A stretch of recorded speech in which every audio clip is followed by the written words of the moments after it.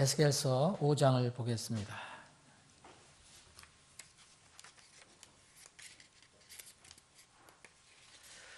에스겔서 5장 1절로부터 제가 시간 되는 대로 읽겠습니다. 오늘 좀 시간이 좀 지났기 때문에 오늘 5장을 다 못하겠네요.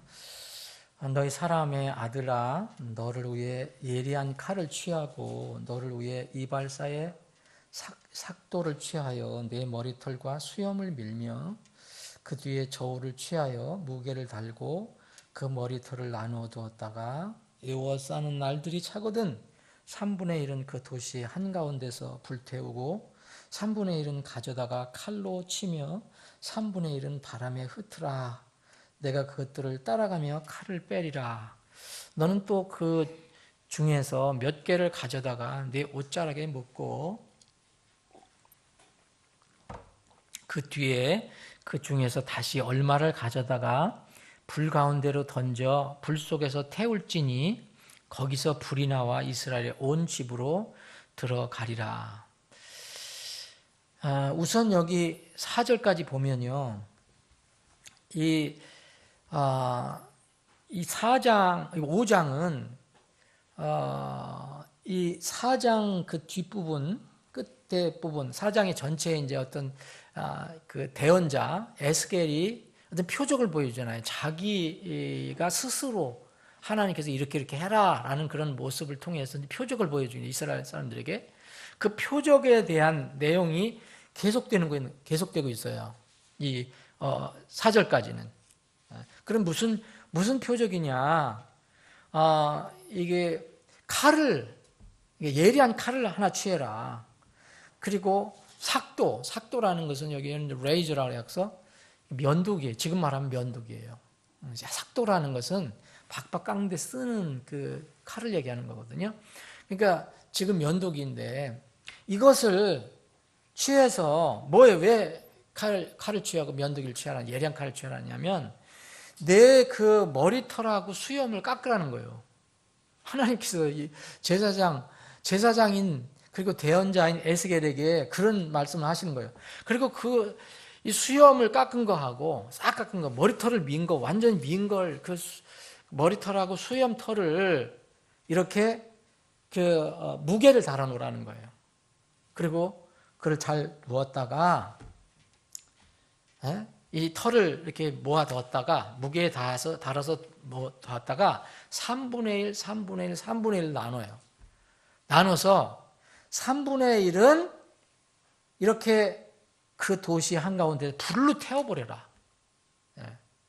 그 예루살렘 안에서 지금 여기 지금 이 에스겔은 어떻게 하고 있습니까? 자기가 거기 누워서 이제 거기 기와장에다가 그림을 그려놓고 예루살렘에 그림을 그려놓고 예루살렘에 앞으로 어떻게 바빌론의 느부갓네살 왕에 의해서 공격을 받고 그 군대가 어떻게 에워싸일 것이고 그 군대가 에워싸일 때는 어떻게 무슨 일이 일어날 것인가.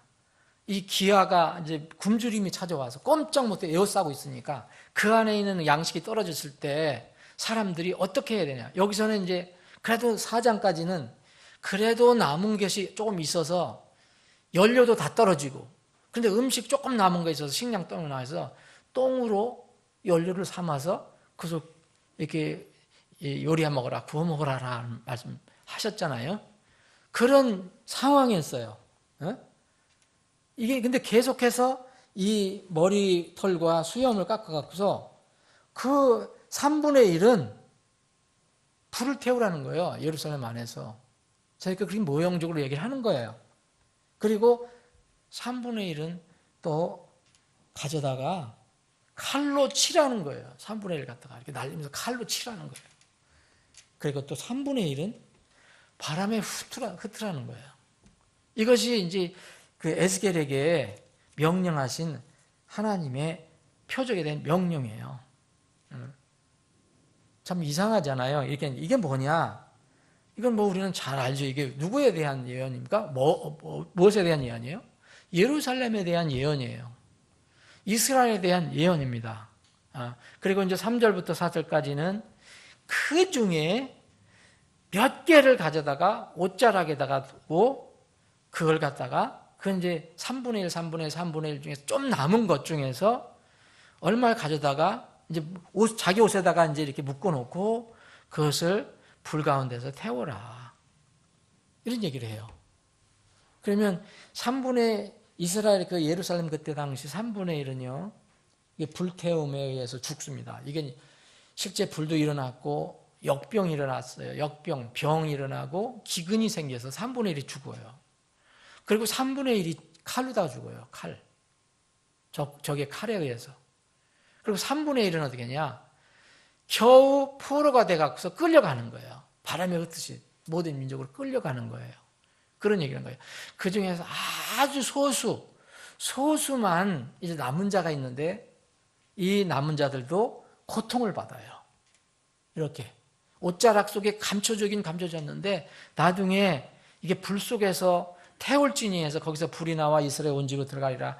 이것은 그 남은 자들에 대한 아주 극심한 고난을 이야기하고 있어요. 이렇게 될 것이라는 거예요.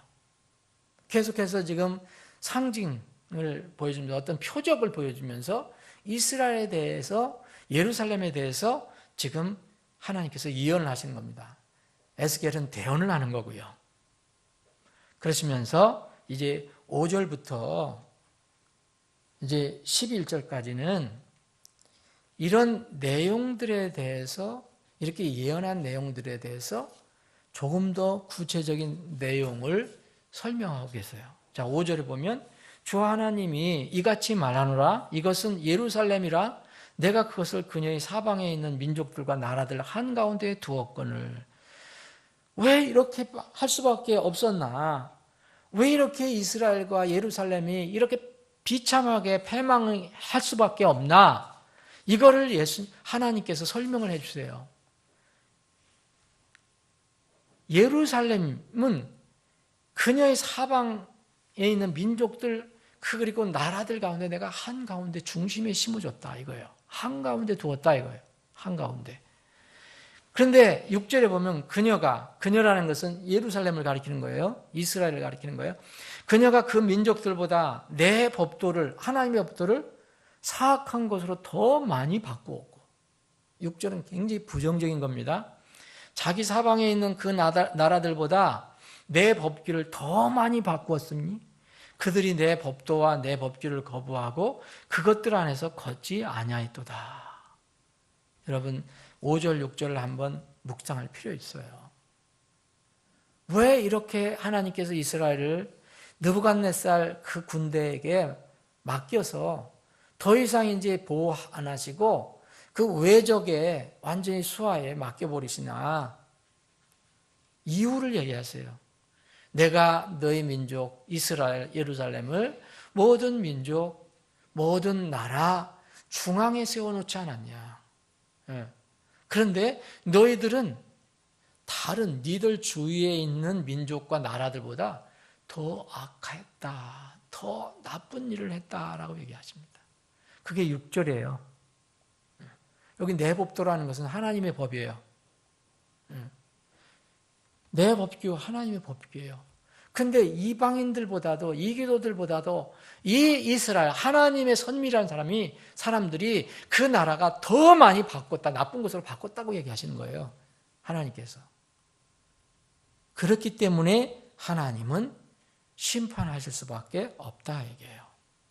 여러분 여기 한가운데 두셨다는 것은 뭘 얘기합니까? 이것은 지형적인 중앙만을 얘기하는 게 아니에요. 위치적으로 이스라엘이 모든 민족 가운데 한가운데 딱 위치하겠다라는 말씀이 아니에요. 그럼 왼쪽으로 보면 지중해가 있는데 거기는 민족이 없어요. 여기 뭐냐면 이 이스라엘 민족 주위에 다 이교도들이에요. 다. 지금도 마찬가지예요. 그때도 그랬지만 지금도 마찬가지예요. 지금 주위에 있는 주위에 있는 민족들은 대부분 회교, 극심하게 대립하는 회교권의 나라들이에요.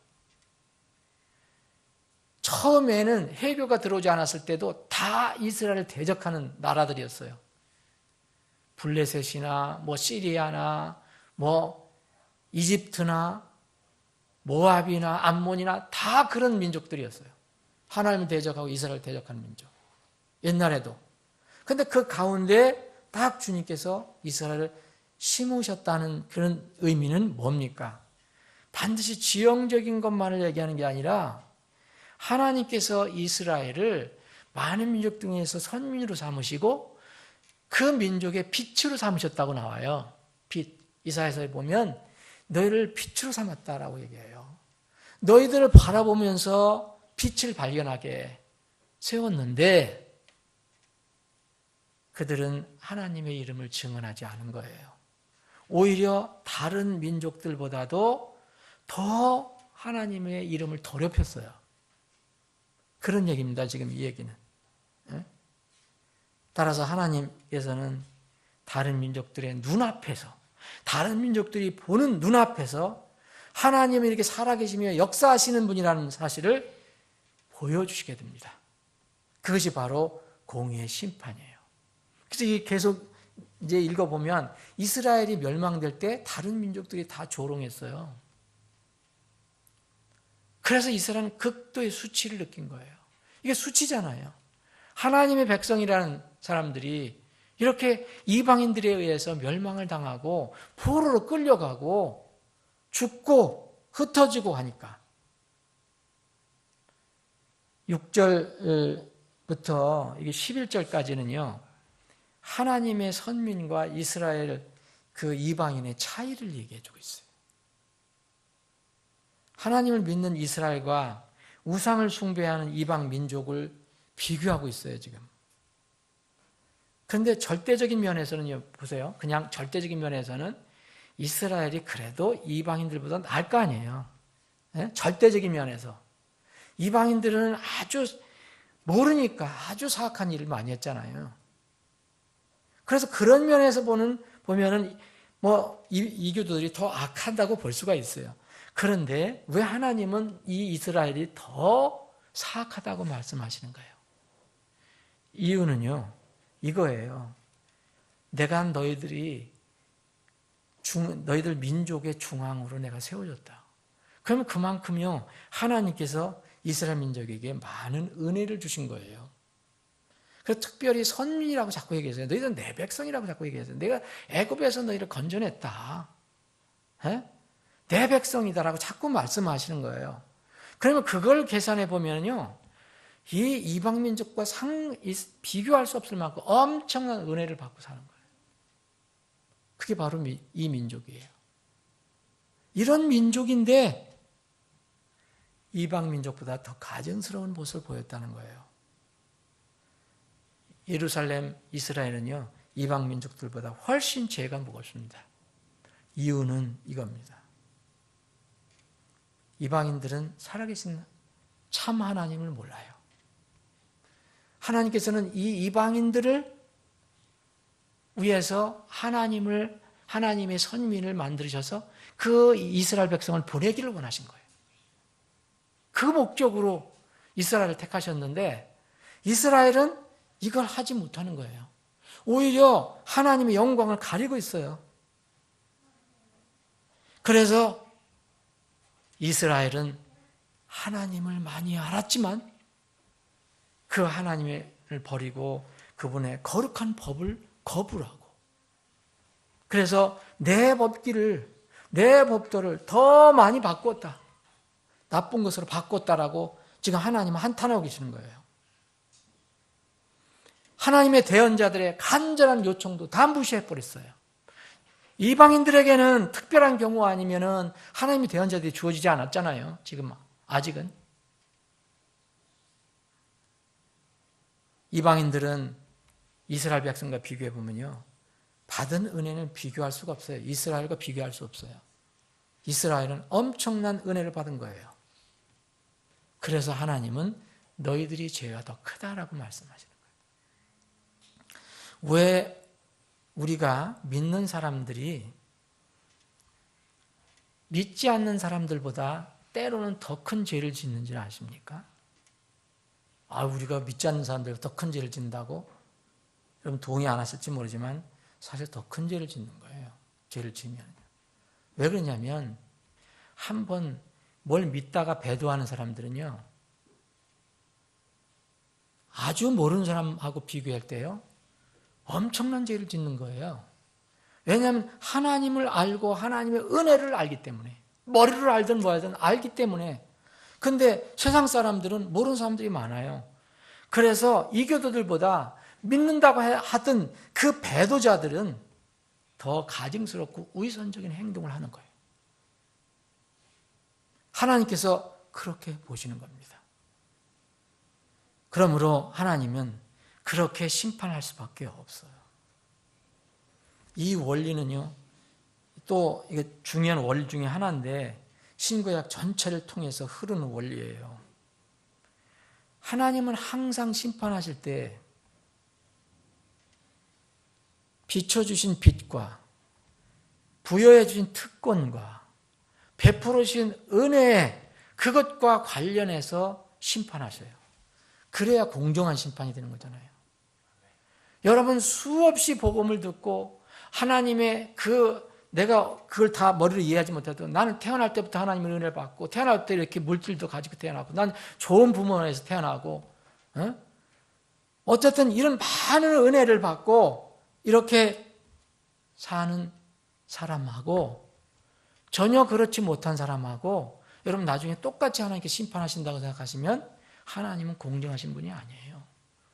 그래서 이 땅에서 우리가 어떻게 살든 그거에 대해서는 정말 일희일비할 필요 없어요. 부러워할 필요도 없어요. 잠깐 동안 이루어지는 거예요. 앞으로가 하나님 앞에 설 때가 문제예요. 하나님은 항상 주신 빛과 비춰주신 빛과 특권, 은혜를 감안하셔서 심판하십니다. 이 원리는 구약서부터 신약까지 똑같아요. 누가복음 12장에 보면 이런 말씀이 있어요. 어떤 종들을 심판하시는데 모르고 불순종한 종하고, 여러분 좀 알면서 불순종한 종하고 똑같이 다루시지 않는다 그랬죠. 적게 받은 자는 어떻게 해요? 누가복음 12장 47절 48절에 보면 적게 받은 자는 적게 요구하신다 그랬어요. 여러분 적게 받은지 많이 받은지 여러분 어떻게 알아요? 하나님은 다 아시거든요. 그런데 많이 받은 자는 많이 요구하신다고 그랬어요. 이게 이 원리예요. 사랑하는 여러분, 여러분들은 지금 은혜를 얼마나 받고 있습니까? 나는 치질이 은혜도 못 받고 이렇게 치질하게 어렵게 살고 있으니까 나중에 나한테 요구하시는 거 별로 없을 거야? 여러분들보다 훨씬 못한 사람들하고 비교해보면 여러분 또 엄청난 은혜를 받고 사는 거예요. 네? 복음을 많이 듣고 알고 안 믿는 사람은요, 복음을 듣지 못했거나 들었어도 한두 번 들은 사람하고 나중에 심판이 달라요. 하나님의 크신 은혜를 받은 그들은, 이스라엘 사람들은 자신들을 사랑하셨던 하나님을 자신들을 심판하시는 적으로 스스로 만들어버린 거예요. 그래서 대적한다고 그랬잖아요, 여기 주님께서. 네? 참, 여기 8절 보면 그러므로 주 하나님이 같이 말하구나. 보라, 나 곧 내가 너를 대적하여. 어떻게 선민, 하나님께서는 내가 택한 백성이라는데 그 백성의 적이 되셨냐 이거예요. 이스라엘 백성이 이렇게 만들어버린 거죠. 너를 대적해서 그 민족들, 너희 주위에 있는 민족들의 눈앞에서 내 한가운데서 심판을 집행하되 내 모든 가증한 일로 인하여 내가 전에도 행하지 아니하였고 앞으로 행하지 아니할 그런 일을 내 안에서 행하리라. 이게 뭔지 여러분들, 여긴 진짜 이게 뭡니까? 이게 무서운 일이에요. 여러분, 이교도들 중에서는, 이교도 민족 중에서는 이런 심판을 받은 민족이 없어요. 역사적으로. 아주 그들이 습관적으로 그렇게 하는 거에는 그런 절박한 상황에 대해서 이런 심판을 받은 민족 없어요. 이 절박한 상황이 뭐였습니까, 여러분? 예루살렘을 완전히 그 느부갓네살 왕이, 그리고 그 군대가 포위를 했어요. 수년 동안 포위했어요. 어떻게 했어요? 제일 문제가 뭡니까, 여러분? 먹는 문제잖아요, 나중에. 그래서 무슨 문제가 생겼습니까, 여러분? 여기 4장에는 아직도 음식 남은 거예요. 연료가 다 떨어서 똥으로 여기 불 피워서 했지만 앞으로 어떻게 되는지 아세요? 이스라엘 민족이 여기서 5장 이후로는 양식이 다 떨어집니다. 그런데도 포위는 안 풀려요. 그럼 어떻게 되겠습니까, 여러분? 여러분 한번 며칠 굶어보세요. 소에게는 눈이 뒤집혀요. 금식하지 않으면, 금식해서 하나님의 도우심을 구하며 금식하는 거 이해하면은 그게가 아니고 아무 의미도 없이 그냥 할 수 없이 굶는 것은 사람을 미치게 하는 거예요. 배고픈 게 가장 서럽고 또 배고픈 것이 지나치면 사람 머리가 돌잖아요. 정신 이상이 생겨요. 짐승같이 되는 거예요. 그러나 우리는 달마다 감사하는 거예요. 여러분들 매일 3시에 기도할 때 그 형식적으로 기도하지 마세요. 정말 감사한 마음으로 기도해야 돼요. 상상할 수 없는 일이 일어나게 돼요. 여기 뭐 이야기한 게 뭡니까, 여러분? 이야기하기도 읽기도 싫어요. 그런즉 10절 보면 그런즉 아버지들이 내 한가운데서 아들들을 먹고 아들들이 자기 아버지들을 먹으며 또 내가 내 안에서 심판을 집행하여 내 모든 남은 자를 모든 바람 속으로 흩으리라. 그러므로 주 하나님이 말하노라. 내가 살아있음을 두고 맹세하노니 내가 내 모든 역겨운 것과 내 모든 가증한 것으로 내 송수를 더럽혔은즉 나도 너를 미약하게 하고 내 눈이 아끼지 아니하며 조금도 불쌍히 여기지 아니하리라. 여러분 10절 이게 여러분들 기록되어 있는 거니까 그냥 이거 읽지, 이게 현실이면은 여러분들 이걸 어떻게 하겠습니까, 여러분? 이스라엘 민족이요 이런 큰 어려움을 당했어요. 실제로 그들은요 인육을 먹었어요. 이것은 이미 예언이 됐던 거예요. 레위기 26장, 신명기 28장에 보면 너희들이 끝까지 하나님을 대적하고 그렇게 불순종하면 이런 심판이 있을 것이다라고 예언이 되어 있었어요. 물론 예레미야에서도 이 이야기가 나옵니다. 같은 시대의 대언자였던. 왜 이런 무서운 재앙을 겪어야 합니까? 이유가 뭡니까? 왜 이러한 무서운 일이 일어나게 되었습니까? 이스라엘은 많은 민족들 중에서 택함받은 백성이라는 거예요. 선민이 되었다는 것은 하나님께서 복을 많이 주신다는 뜻이에요. 그죠? 그런 민족이라는 거예요. 이 민족은 주위 다른 민족들보다 훨씬 많은 복을 받은 민족이에요. 이게 5절부터 7절까지가 그런 얘기예요. 한 민족 가운데 두었다. 중앙에 두었다. 그런데 여기 뭐예요? 여러분 7절에 보면 그 민족도 너희 사방에 있는 그 민족들보다 너희가 번성함으로 그랬어요. 잘된 것이 오히려 독이 된 거예요. 그들이 번성하니까 가난하고 배고프고 어려울 때는 하나님 찾다가 하나님께서 복을 내려주시니까 이건 하나님을 말씀을 바꾸고 이교도들보다 더 사악한 짓을 하는 거예요. 하나님의 은혜를 받아서 복을 받아서 번성한 것이 그들의 불순종과 교만의 원천이 되어버렸고 결국 그 번성이, 그 성공이, 그 축복이 큰 불행을 불러오고 말았어요. 이것이 인간의 어리석은 모습입니다. 이 원리는 이 세상에 똑같아요.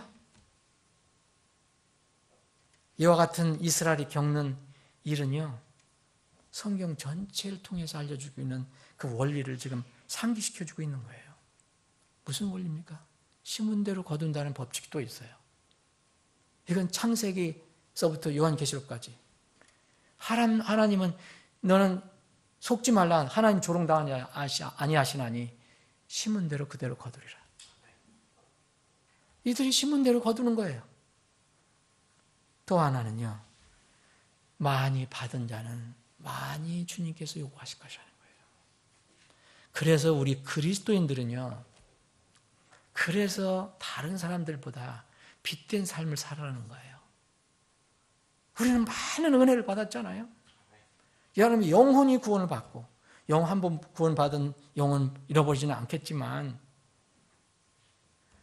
우리에게 복을 주면 줄수록, 우리를 번성하게 해주면 하나님께 더욱 감사드리고 더 가까이 나가고 찬양드려야 하는데, 묘하게도 많은 사람들이 거꾸로 가요. 하나님께서 복을 주면 주시는 대로 더 편리한 길 찾고, 더 좋은 세상적인 즐거움 찾아가고, 감사하지 않고, 그게 세상 사람들이에요. 이렇게 되면 당연히 피할 수 없는 것이 하나님의 공의의 심판입니다.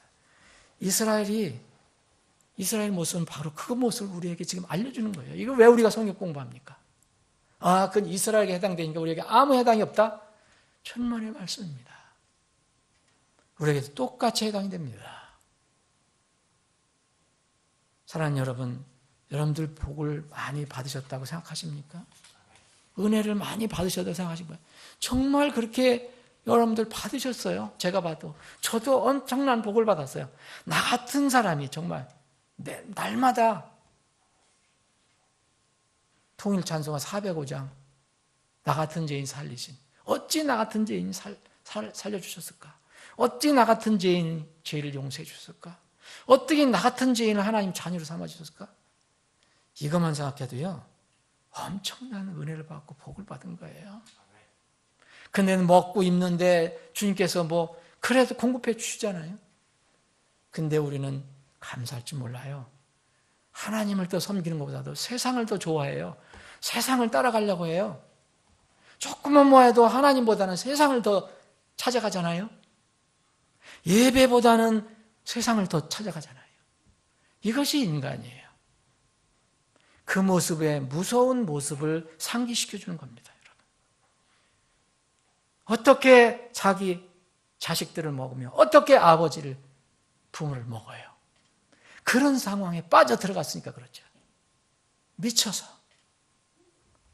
하나님 여러분, 여기 11절에 보면, 11절 다음 주에 조금 더 말씀드리겠습니다. 긍휼이라는 말을 여기에 불쌍히 여긴다고 그랬어요. 근데 불쌍이라는 긍휼이에요. 불쌍히 여기지 않으시겠다는 거예요. 우리는 날마다 하나님의 긍휼 속에 살아가고 있습니다. 긍휼을 잃어버리면 우리는 단 한시도 못 살아요. 이 말씀이 여러분들에게 도전이 되고 또 동시에 반대로 격려가 되는 말씀이 되기를 바랍니다. 아버지 하나님, 3일 저녁에 저희들이 나와서 하나님 찬양하고 기도하며 말씀을 나눌 수 있는 이런 기회를 주신 것은 저희들을 지극히 사랑하셔서 저희들의 발걸음을 옮겨주셨기 때문에 가능한 것이었습니다. 날마다 이런 은혜 속에서 살아갈 때 결코 하나님께서 우리에게 베풀어 주시는 은혜를 잊지 않게 해주시길 원합니다. 어떤 상황에서든 일희일비하지 않고 하나님을 찬양하며 경배하는 저희들이 되게 해주시기를 간절히 소원합니다. 이 시간에 저희들이 여러 가지 기도 제목을 놓고 기도하고 있습니다. 저희들의 기도를 들어주시기를 원합니다. 특별히 그제 자유를 찾아서 이제 남하다가 수발에 총을 맞고 지금 위독한 상태에 치료받고 있는 북한 병사, 이름 모를 그 북한 병사를 주님께서 긍휼하게 주셔서 꼭 살려주시기를 원합니다. 그의 몸을 살려주셔야만 그가 영혼이 구원받을 수 있는 기회가 열려집니다. 그를 치료하는 의사의 손길에 큰 능력을 더해 주셔서 꼭 살려주시기를 원합니다. 아버지 하나님, 탈북자를 돕다가 감옥에 들어가서 이제 나온다는 소식을 받은 김 형제, 아직 소식이 없습니다. 주님, 속히 출소해 주셔서 해방시켜 주셔서 앞으로는 주님께서 안전을 지켜주시고 주님께서 그 형제를 주님의 귀한 도구로 계속 사용해 주시옵소서. 아버지 하나님, 육신의 큰 고통 가운데 있는 한 혼이 있습니다. 한 몸의 한 부분을 잃어버리고 절망하고 있는 혼이 있습니다. 그러나 그 혼을 긍휼히 여겨 주셔서 영혼이 구원을 받으면 그것은 모두 회복될 것이란 놀라운 소망을 갖고 살 수 있게 역사해 주시기를 원합니다. 이렇게 우리에게 소망이 얼마나 소중한, 이 복음이, 생명의 복음이 얼마나 귀중한 것인가를 우리는 또 교훈적으로 깨닫게 해 주시옵소서. 이 시간에 기도하는 우리 사랑하는 지체들의 기도를 꼭 들어주시고 응답해 주시옵소서. 거룩하신 예수님의 이름으로 감사하며 기도합나이다.